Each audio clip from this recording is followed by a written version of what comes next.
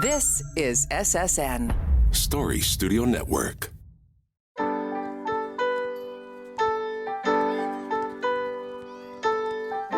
Hi, my name is Pamela Fuselli, and I'm the host of Popping the Bubble Wrap.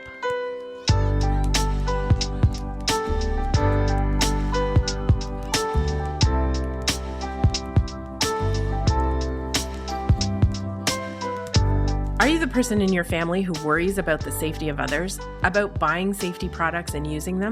Are you yelling, "Yes, that's me"? This is the podcast for you. Raising a child or children can be a hair-raising undertaking, and keeping them safe is a priority. Parachute's Popping the Bubble Wrap podcast explores what you really need to think about as a parent or caregiver, and provides easy tips on prevention strategies. No bubble wrap here, though. It can be overwhelming at times to care for your child. These days, we're bombarded with scary stories from social media, friends and family, books, and TV. From this volume of information, you'd think we're less safe now than in previous decades. It's not true. In this episode, we'll debunk safety myths, reveal what's really causing injuries, and make the case that popping the bubble wrap is the way to go. Joining me today are Ashley, Heather, and Wyatt. Welcome, and thanks for being part of Parachute's Popping the Bubble Wrap podcast. Thanks for having us. Thank you. Happy to be here.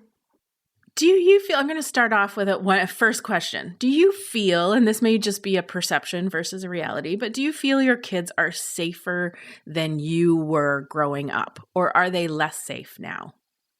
And Heather, maybe we'll start with you. Tell us a bit about your kids and how you feel, their risk of safety or safety status is different or the same as yours growing up. Yeah, I have a 9-year-old and a 13-year-old, and they like to push things to the max. So safety has always been at the forefront of our minds. Falls were a big deal when they were little. They both had incidents where they managed to tip over their high chairs when they were little, and from bouncing on the couch, trampolines, falls never seem to end. Even now at 9 and 13, they still get distracted and fall down the stairs, or they can fall off when they're riding their bikes or playing on the monkey bars. I don't think they ever outgrow falls. That seems to be an ongoing issue. And how about, letting them go out on their own? Is it different than when you were growing up? Are they allowed to, go out on their own more often or less often? It's very, very different than when I was growing up. And interestingly, I'm based in Halifax now. I grew up outside of Toronto, and spent the first part of my parenting years in Vancouver. And each location geographically has been very different parenting styles. In Vancouver, it's not very common to let your children to go to the park and play by themselves. Whereas here in Halifax now, they do that all the time. They'll ride their bikes around the neighborhood with their friends, and it's a lot more common actually to the way that I was raised than when I was living in Vancouver. So I've definitely noticed, pockets of geographical difference. And I think part of that also is raising kids in more urban situations versus more rural situations as well.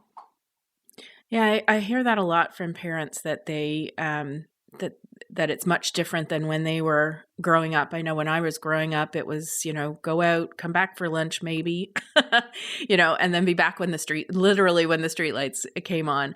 And I think there's a sense, and it may be because of the amount of information that we have access to now, that it's less safe than decades ago, when that isn't the fact. It isn't true, but it's a perception, and it's interesting to see how it has changed over the years.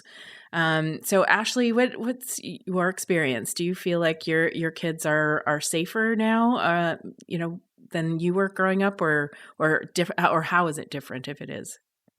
It was definitely different. The jury's still out on if they're safer than I was or not. But no, I think in a lot of ways they are, especially when it comes to car seats. I recently saw a picture of myself as a child in a car seat asleep. And I mean, could we even call it a car seat? It was literally a metal bar, this thin metal bar that just wrapped around and went like, didn't even touch me. So, I mean, that would have killed me if there was an accident. That would have done it. So, I mean, car seats have definitely come a long way. And I'm a child passenger safety technician, so I get the pleasure to install car seats for a lot of grandparents that have no sweet clue what they're looking at, or why is this like a spaceship? Like, what's going on?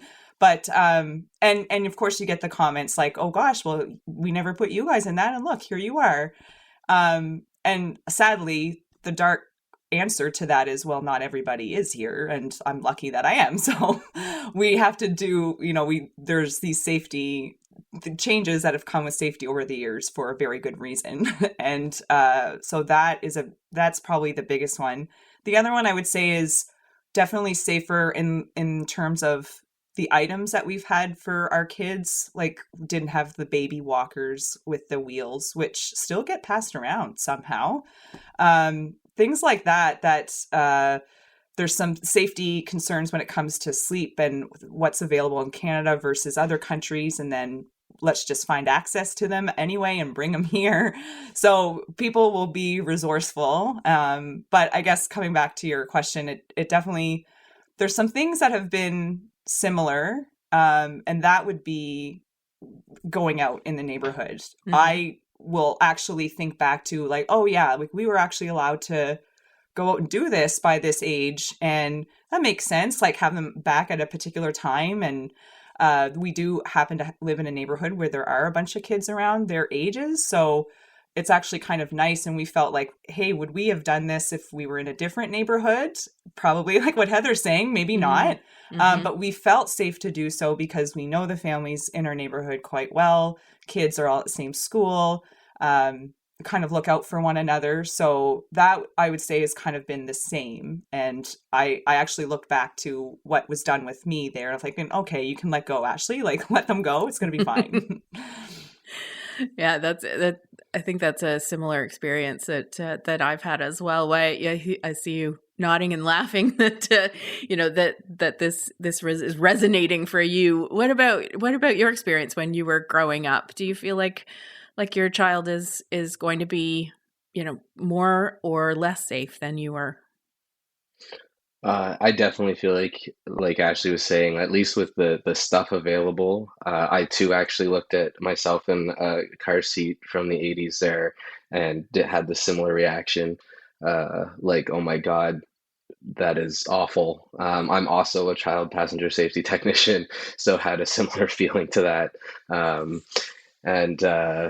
No, I definitely think I definitely feel like he's growing up in a safer area now. I feel like part of the anxiety around that feeling that they're not is that, like you said, all of that content is fast spreading and easy access. We hear stuff that happened across the world within minutes, and it can be super uncommon and not likely, and it can feel very real and very much like it's a threat to our own children. And so I feel like that really creates that anxiety around feeling like maybe they're not as safe as we were. But for example, I almost electrocuted myself when I was a toddler because they didn't cover the electrical outlets. I don't know if that was just my parents or if it was an option then, but I took those nice metal beads that used to be in bathrooms that held the drain plug. I ripped that off and stuck it in the grounding portion and lit up the whole living room behind the chair. Now in our house, we have these nice sleek panels. He doesn't even know there's electrical outlets there. So there's, stuff like that. It's very simple. It's just a piece of plastic. It's white. He honestly has no idea what it is. It's been there his whole life. So something that simple that is so readily available now. Yeah, there's a lot of products, and you each have touched on a couple, the baby walkers with wheels. Canada's the only country that has banned baby walkers with wheels still. But you're right. The internet has unfortunately allowed those products still to come into Canada, even though they try to stop as many as they can at the border, but it's a reality. And there's, myths that those help kids walk faster. They help, they facilitate walking, which is not true. And, the electrical outlets is another example, as you said, Wyatt, of a product that's been improved exponentially since we were growing up. I too have those photos of me on a balcony in a baby walker with wheels that's metal. So, you can always like, oh, wow, what were my parents thinking? But, things change. But the products that we have in our homes, and that, like, all of the products that have, maybe you guys can weigh in on this one, button batteries. That's a really big issue these days, because so many products come with these button batteries, these little small batteries in greeting cards and key fobs and hearing aids and all those types of things. Have you, Wyatt, maybe you've got a young child. Have you had any experiences with those button batteries yet?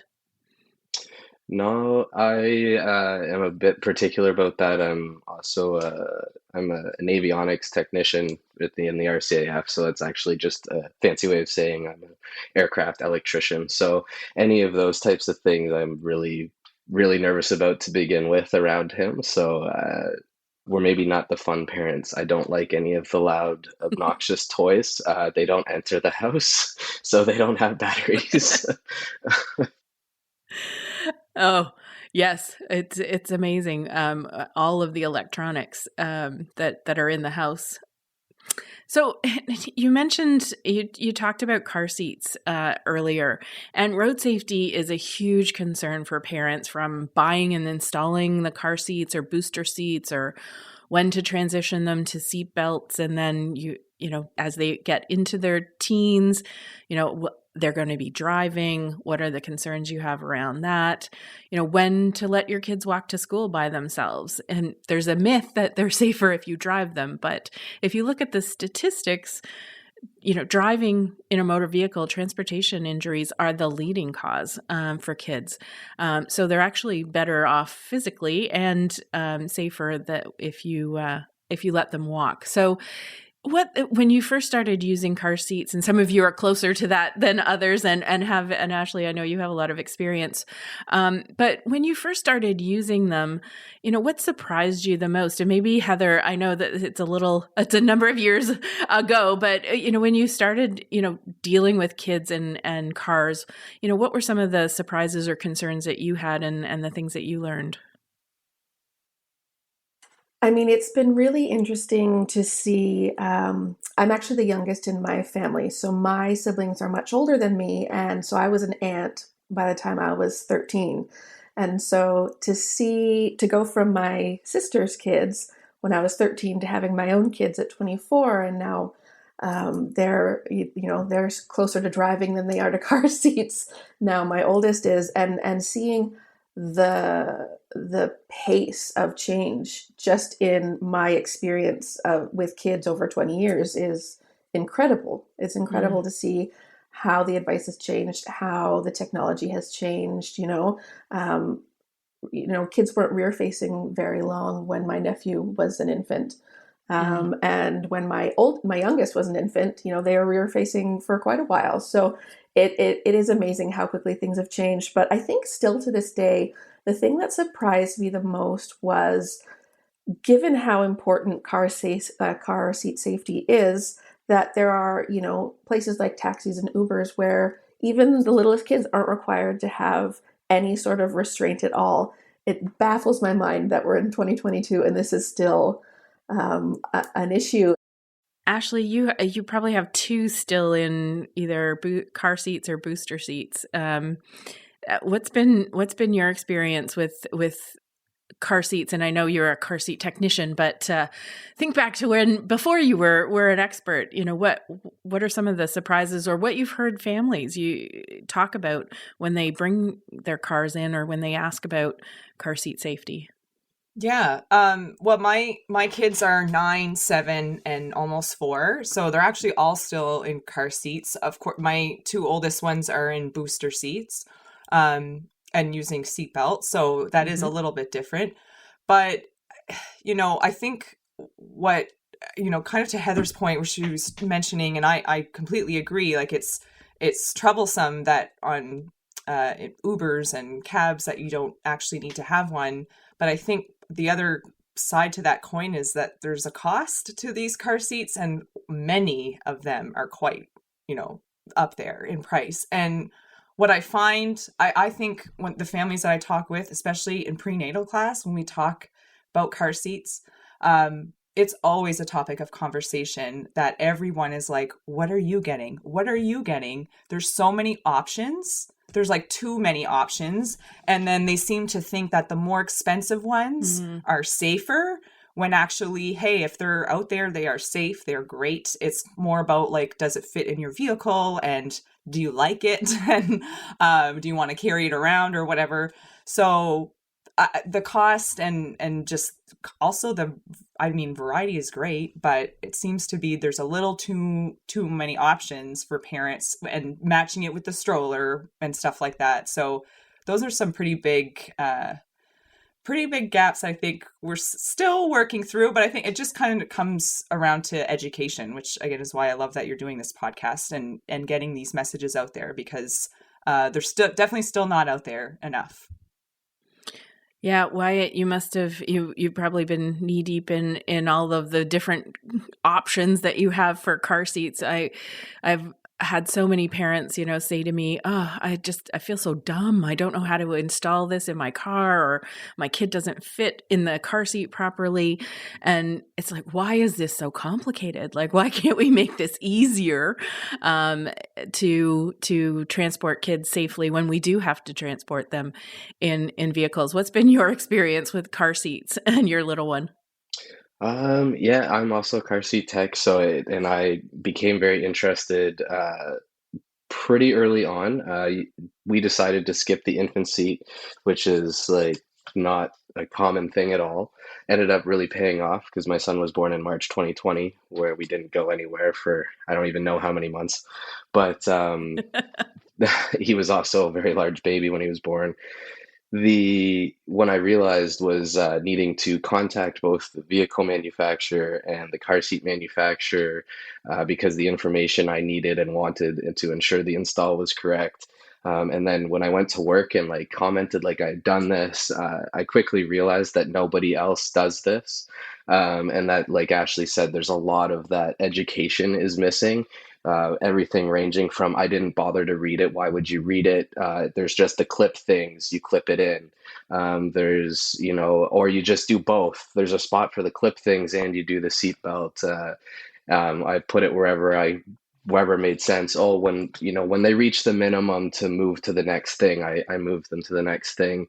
I really realized that it really is complicated, and that really pushed me to seek out the certification to try and do some of the prenatal classes, education points, and stuff like that here in the Valley. A big thing that surprised me really is actually that it actually goes back to me being an aircraft technician, is that they're not required for children under 2 or any child on an aircraft at all. And I spend my whole working life around aircraft. And if you do that for longer than vacation, you realize that turbulence is very unpredictable. It's air. The pilot doesn't know it's coming. And everything on that aircraft is strapped down or secured, except for infants. So it kind of blew my mind there. And I really encourage anyone to purchase that extra seat. Bring your car seat. You also know then it's safe with you the whole way through. And a lot of our friends actually, after talking to me, do just that now for children even under 2. Yeah, it is a gap, and I was just at the airport recently, and I did see a couple of parents lugging their car seat with them. So that was good. But I think it's still unusual. And I'm pretty sure they, get the eye from other people, like, why are you doing that? Or this is too complicated. Just hold your child on your seat. That you've had that personally. I'm guessing. I got asked all the way through the airport if I wanted to check it. It's like, no, he's going to sit in it. He's like, oh, but isn't he under 2? Yeah, I bought a seat for him. He's going to sit in it.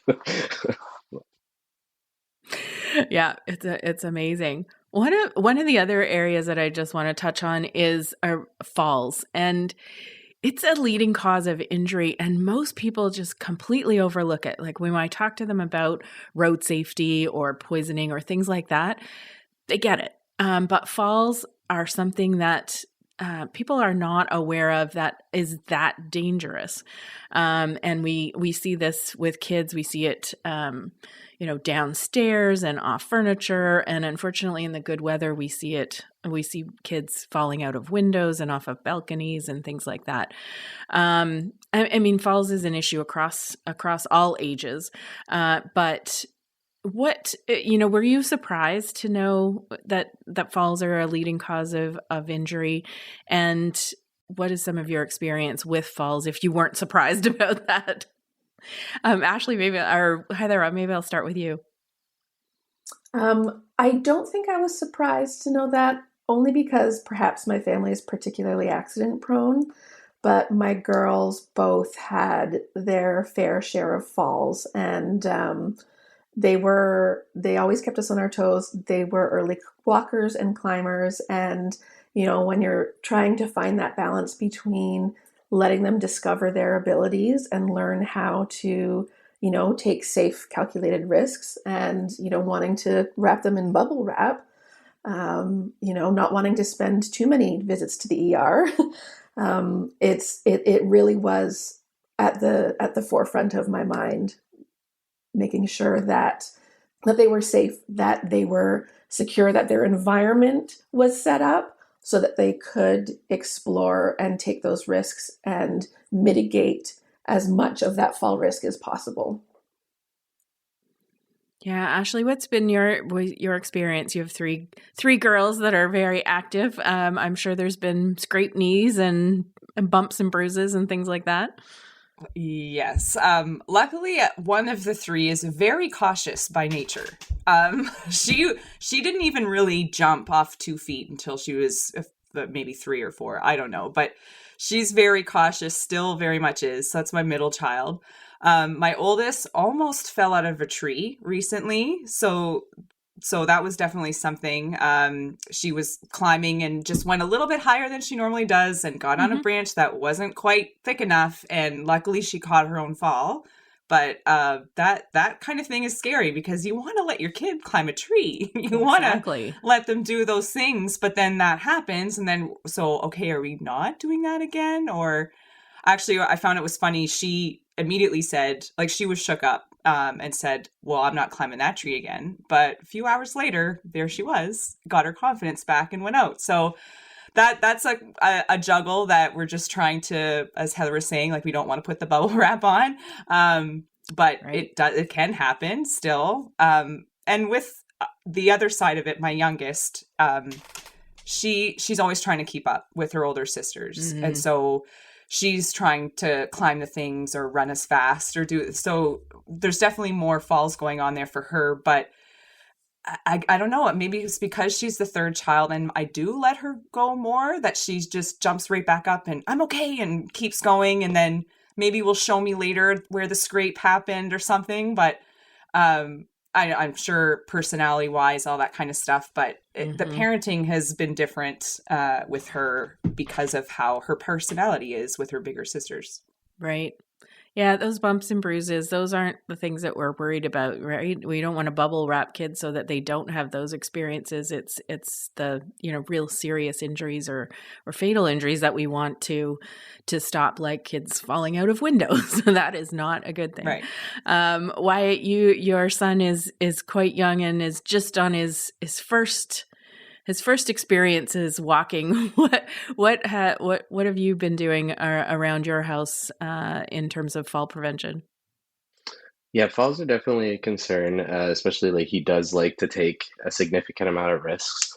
What we actually tried to do was provide more like developmentally appropriate things for him to get that out, that outlet on. Like we bought a pickler triangle. He's been climbing that since he was like 6 months, and then he just sort of like escalated from there to be able to get up and over it, and that seemed to really help him when we'd go to the parks. We also made the decision to never lift him up onto something that he couldn't get up onto himself, which was shockingly Mm. difficult to kind of commit to, because then it meant he couldn't get to the slide unless he could get himself there. And he actually, I feel like he really knows the limits of his own body. Not to say he doesn't fall, he definitely falls. He's flipped off the pickler, been caught by my wife or myself, and he's fallen off couches and the whole thing. And but they're the big falls we've found, at least we've been fortunate with. I feel like he's very capable. He really trusts what he's able to do, getting up and down on those play structures. Hmm. And the look on his face when he first made it up to the top and went down the slide for the first time was pretty priceless too. So it kind of made it worth it to hold out. It was hard, but Yeah. it was a neat experience that way. I'll bet he was so proud of himself, I'm sure, and just Definitely. thrilled with the experience. Yeah. Oh, that's the best. Well, thank you so much for joining us today. It's been a really interesting conversation, and I mean, the question is, are we safe yet? I think the answer is yes, but things are different than they were, and there's a lot of improved products and improved knowledge that we have. So thanks so much for sharing all of your experiences. It's been really interesting. Thank you. Thank you Thanks very for having much. us. Do you have older children? National Teen Driver Safety Week launches on Sunday, October 15th.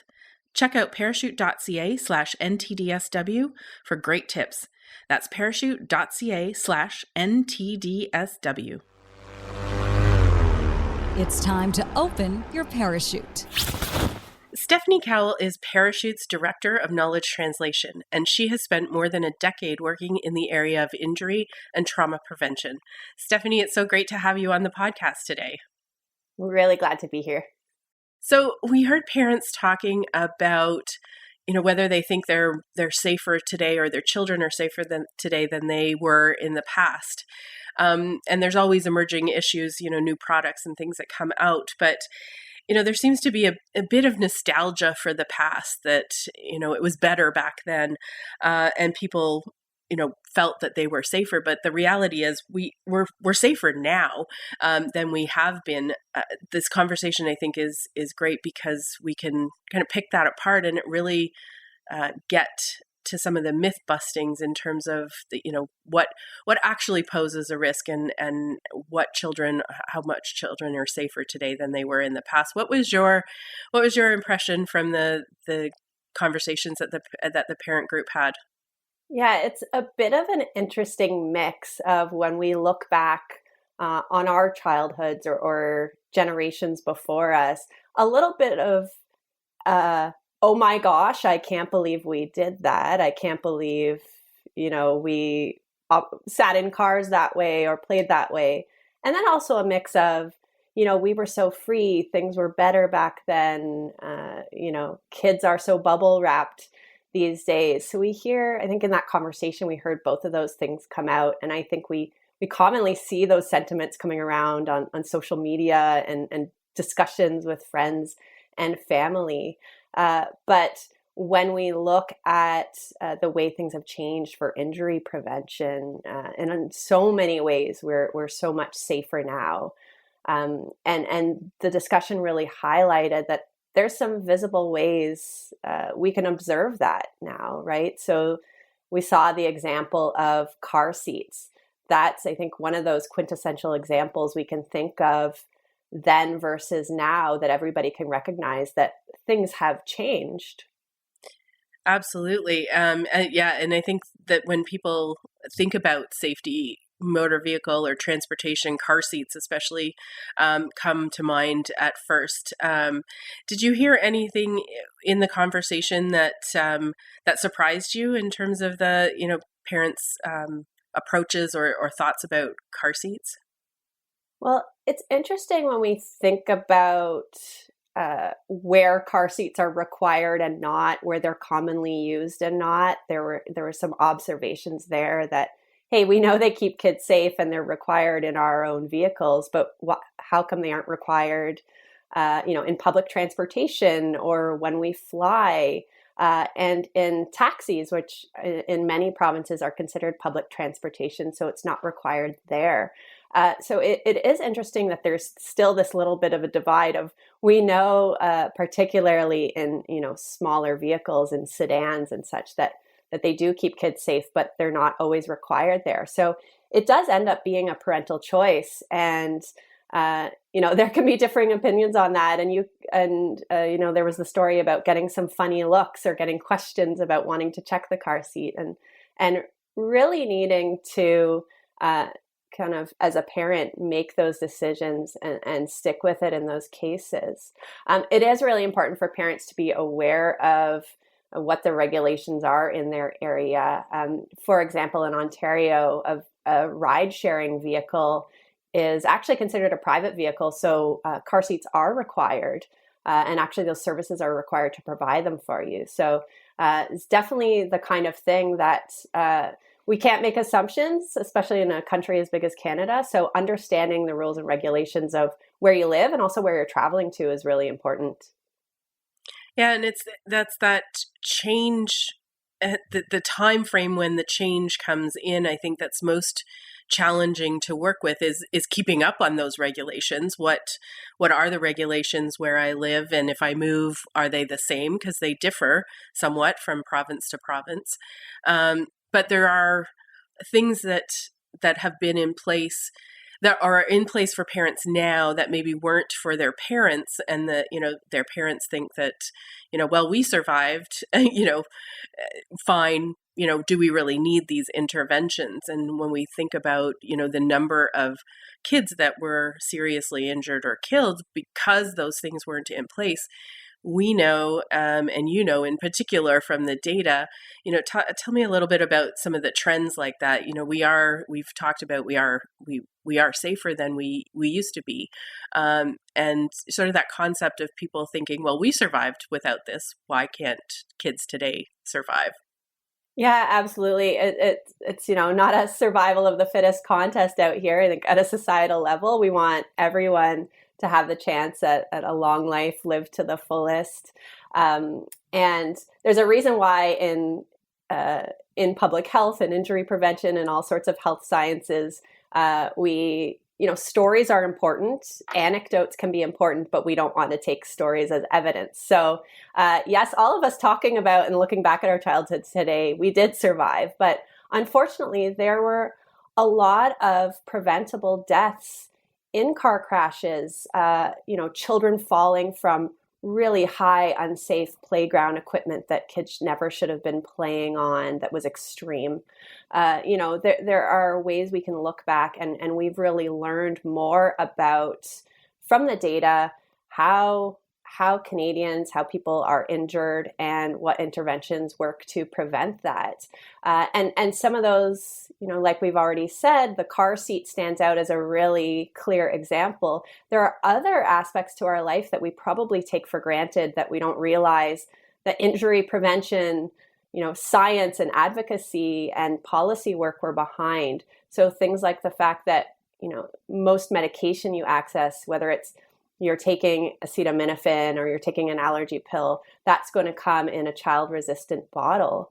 And it can be a bit of a nuisance sometimes when you're struggling to get that bottle open, but, all things considering, it doesn't really affect your day-to-day life. But that is, an intervention that prevents, particularly children from accessing things that can cause them really serious harm. And it's a simple invention and it's something we take for granted, but the work of injury prevention was behind that, and we had to learn and do better. Yeah, and those are kind of invisible injury interventions that the parents today, like, they wouldn't think twice about a medication bottle having a child-resistant cap, or even understanding that, those blister packs, that's actually, to slow down kids accessing a quantity of medication in those blister packs. So there's sort of things that we live with every day that we don't even think about, that are prevention strategies that have been put into place since, in the last 20, 25 years, that the parents today haven't had to live through. They just take it as a given.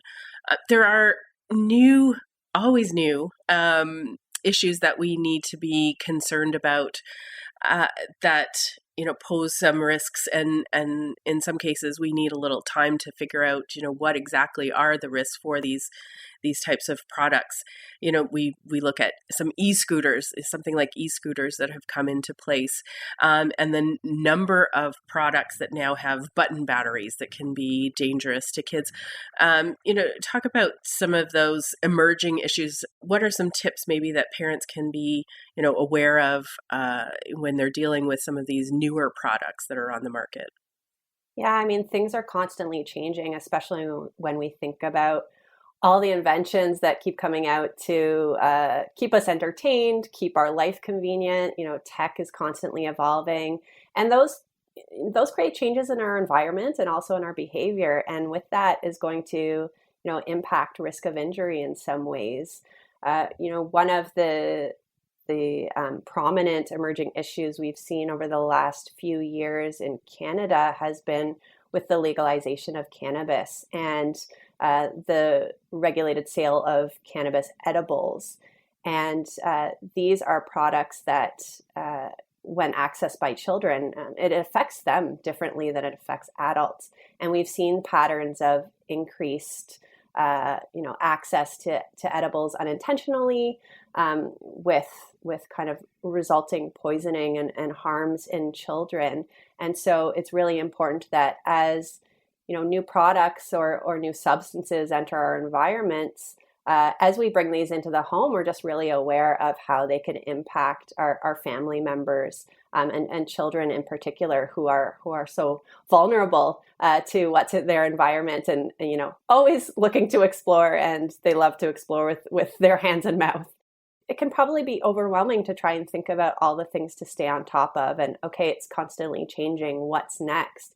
But I think certainly staying in touch with various sources, credible sources of information is important. A website like parachute.ca, staying in touch with Health Canada's product information and regulations. There's consistent, advisories and information. And again, it's not to be against change. It's not to say we shouldn't embrace new technologies and ways of moving and various products in our lives, but just to be aware of the potential hazards. And there's often really simple things we can do to prevent injuries. With cannabis, something as simple as keeping your cannabis in that child-resistant packaging and locking it up and away with the medications. That's it. But being aware is the first step. So I think the good news, or the message from this podcast, is the good news is we are safer. Our kids are safer. They're living in an environment that is safer, but that there are still hazards that parents may be aware of or may not be aware of, and that it's important to really assess what's in your home, when you travel, when you play, and just be aware of those hazards and the things that are really at risk of harming your kids or having serious or fatal outcomes. We're not interested in sort of the bumps and bruises, but certainly things that are going to really impact your child's health and well-being is something that I think all parents are interested in getting more information on. So parachute.ca is a great resource. I think maybe actually one of the things that just struck me is the warranty card on children's products that you get. By sending that in, you become connected with the manufacturer, and if there's any recalls, and that you will be notified. So, if we can share these kinds of tips and information for parents, hopefully it'll make their lives that much easier. Yeah, absolutely. Well, thanks for joining me today, Stephanie. It's really been interesting talking to you and getting the perspective on the concept of, are we safer than we were before? Are we safe yet? And really enjoyed talking to you. Thanks so much. Thank you. It's definitely great to look back where we came from and wonder where we're going. Very true.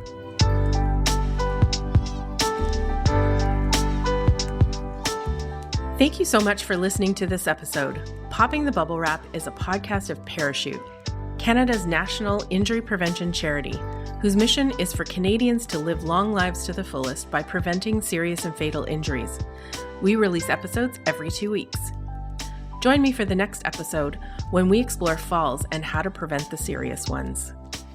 Help us reach parents and caregivers by sharing this link with your friends and family and giving us a 5-star review wherever you listen to your podcasts. For more information, visit us at parachute.ca. Have a question? Write to us at poppingthebubblerap@parachute.ca. You can also leave a message at 647-776-5123. That's 647-776-5123. Popping the Bubble Wrap is produced for Parachute by Story Studio Network and Eye Contact Productions.